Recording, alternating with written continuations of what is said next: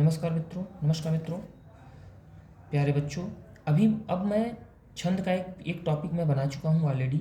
ये मेरा दूसरा टॉपिक है। इसमें मैं 12वें पॉइंट से शुरू कर रहा हूँ। मैंने पॉइंट आउट किया है ताकि जल्दी समझ में आए। जहाँ तक मैंने अभी को आपको बताया था कि जो फेमस या प्रसिद्ध छंद हैं जो आपके सिलेबस में आते हैं उसमें 4 चरण होते हैं। उन 4 चरणों की कुछ व्यवस्था है जिसको देखेंगे हम। जैसे एक मैं ग्राफ बना रहा हूँ, देखने की कोशिश करिएगा। 1 2 3 4। तो एक संख्या मैथमेटिक्स आप पढ़े होंगे, तो 1 और 3 को हम विषम संख्या के अंतर्गत लेते हैं। तो इस अगर किसी गाने में 4 लाइनें हैं तो पहली और तीसरी लाइन जो है वो विषम चरण कहलाएगी। 4 चरण है इसमें। और दूसरा और चौथी लाइन ये वाली जो है ये समचरण कहलाएगी। ठीक, उदाहरण जैसे दोहा ले लीजिए।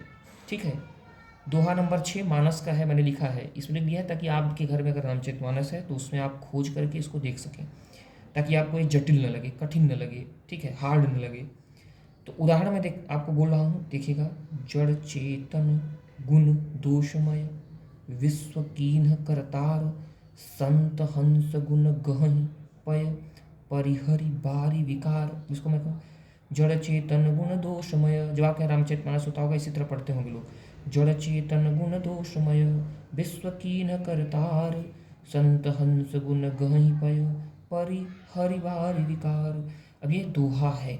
उदाहरण के लिए सम विषम समझाने का तात्पर्य है इसमें। अभी इसमें कुछ खास देखने की कोशिश मत करिएगा। देखिए, मैंने लाइन खींचा हुआ है, यहाँ से यहाँ तक मेरी लाइन गई, यहाँ कामा लगा है। फिर यहाँ से यहाँ तक मेरी लाइन गई पूरी, ठीक है, यहाँ से यहाँ तक। तो मैंने देखिए यहाँ तीर लगा के लिखा है एक पूरी लाइन पहला चरण है। ये लाइन जो खींची हुई है दूसरा चरण है। यहाँ संत से गह ही तक तीसरा चरण है। सॉरी है ना, ग ही पय पय तक, ये पय तक जाएगा। ये मैंने थोड़ा गलत पॉइंट आउट, पय तक जाएगा। परिहरि बारी विकार, ये चौथा चरण है। तो स्टेज 1 2 3 4 4 चरण होते हैं। सम मतलब पहला और सॉरी विषम में पहला और तीसरा विषम हो गया, दूसरा चौथा सम चरण हो गया। ऑड और इवन, ठीक। नीचे लिख भी दिया मैंने, 1 और 3 विषम चरण, 2 और 4 सम चरण। ठीक, आगे आएंगे। पॉइंट नंबर 13 मैंने जो पॉइंट आउट किया समझाने के लिए। 13वां, अगर कवि ने 4 लाइनों के छंद को 2 लाइनों में लिख दिया है तो उसे दल कहेंगे। कभी कभी ऐसा होता है जब ये बड़ी चीज़ों के लिए बड़ी लाइनें, जब बड़ी छंद लिखे जाते हैं तो 4 लाइनों को 2 लाइन में समेट दिया जाता है, तो उसको हम क्या कहेंगे, दल। जैसे मंगल भवन अमंगलहारी द्रवम सुदर्शन अजय बिहारी, ये दो चरण को एक ही लाइन में समेट दिया गया है, तो ये दल हो गया पूरा, एक दल। तो 2 चरणों का एक दल होता है। ठीक, समझ में आ गया होगा। नया होगा तो मैं दोबारा समझाऊंगा, दोबारा इसको सुनिएगा 5 करके। 14वां है, कुछ छंद 2 छंदों के योग से बनते हैं। जैसे कुंडलिया दोहा प्लस रोला, ठीक है, छप्पय रोला प्लस उल्लासा। ये दोहा छंद है, रोला भी छंद है। इन दो को मिला देंगे तो कुंडलिया छंद का निर्माण होगा। छप्पय छंद रोला प्लस उल्लासा को मिला देंगे तो छप्पय छंद बनेगा। ये कुछ खास बातें थी इसलिए बताई गई। आगे पॉइंट नंबर 15 है, थोड़ा फीका नजर आएगा। ह्रस्व और दीर्घ क्या होते हैं। छंद में ह्रस्व दीर्घ या गुरु लघु, इसको ह्रस्व को हम गुरु भी कहते हैं, गुरु। और दीर्घ को ठीक है, सॉरी, ह्रस्व को हम कहते हैं लघु, उल्टा हो दिया मैंने, लघु।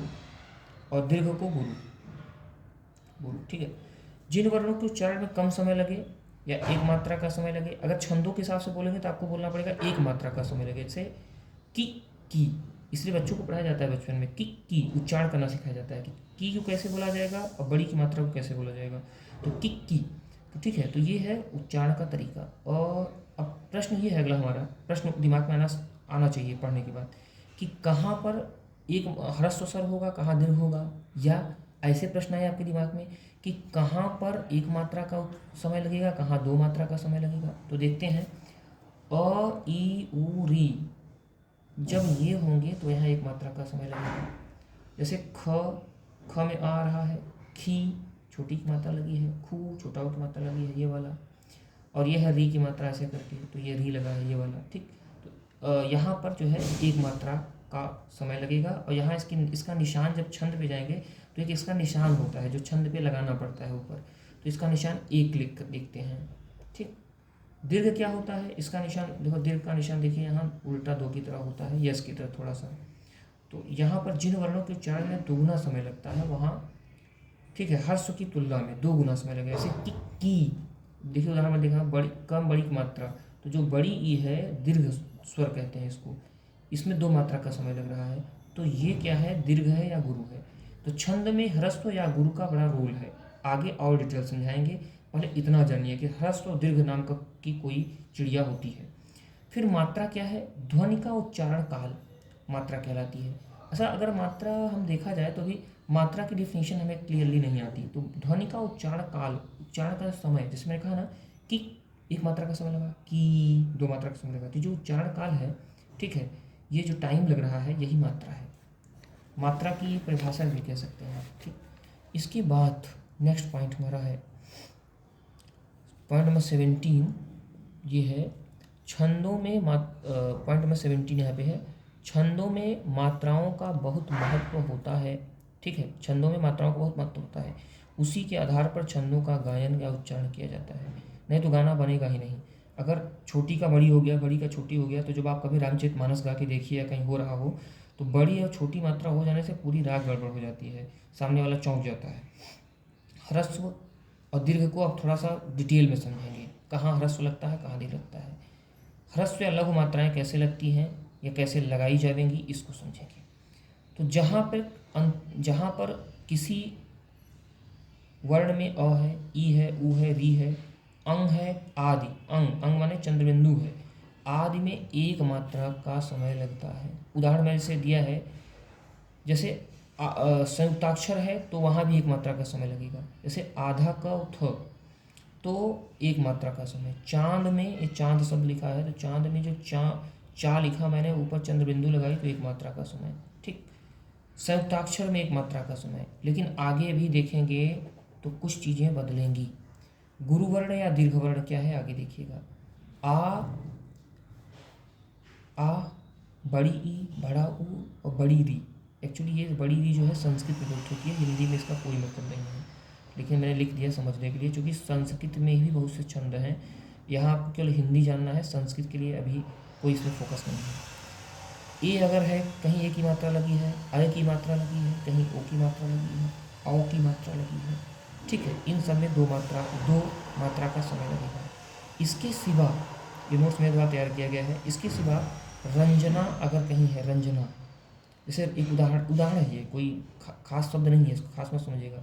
जैसे रंजना शब्द लिखा है, तो रन में 2 मात्रा का समय लगेगा। और रन क्या है, रन में जो अंग है वो अनुस्वार है, तो इससे ये सिद्ध हुआ कि कहीं अगर अनुस्वार है तो वहाँ 2 मात्रा का समय लगेगा, उसका चिन्ह ऐसे होता है 2 मात्रा का। ठीक है, रन। रामह में ये विसर्ग लगा है, तो विसर्ग में जो मह है, इसमें 2 मात्रा का समय लगेगा। कुल मिला के अनुस्वार और विसर्ग में 2 मात्रा का समय लगेगा। ठीक, आगे देखेंगे। रामान में अगर कहीं हलंत है, किसी वर्ण में हलंत है, तो उसके पहले वाले वर्ण में, तो म में हलंत है, म के पहले वाला वर्ण न है, तो न में 2 मात्रा का समय लगेगा। हलंत के पहले वाले में 2 मात्रा का समय लगता है। मतलब जैसे न है, मैंने लिख दिया तो एकदम स्पष्ट, मतलब जैसे न है तो न में 2 मात्रा का समय लगेगा या 2 का चिन्ह लगेगा, इस तरह होता है 2 का चिन्ह। ठीक, ये आपको छंद में काम आएगा। नेक्स्ट, छंद के प्रकार देखेंगे हम। तो छंद 3 प्रकार के होते हैं हिंदी में, वैसे तो कहीं कहीं 4 प्रकार के मिलते हैं, लेकिन हम जो सिलेबस और पढ़ाई में अक्सर यूज किए जाते हैं उनकी बात करेंगे। तो यह 3 प्रकार का होता है। नंबर 1 वार्णिक छंद, मात्रिक छंद, ठीक है, वार्णिक, मात्रिक और एक अर्धमात्रिक। ठीक है, लेकिन हम पहले वार्णिक छंद को देखेंगे, उसके प्रकारों को देखेंगे, लेकिन डिटेल आपने को नहीं जाना, परिभाषा देख लेनी है, जितना सिलेबस में उतना ही बताऊंगा मैं। तो वार्णिक छंद को देखेंगे, और वार्णिक छंद को हम नेक्स्ट वीडियो में देखेंगे। पहले वार्णिक मात्रा की परिभाषा नेक्स्ट वीडियो में देखेंगे। ठीक है, धन्यवाद।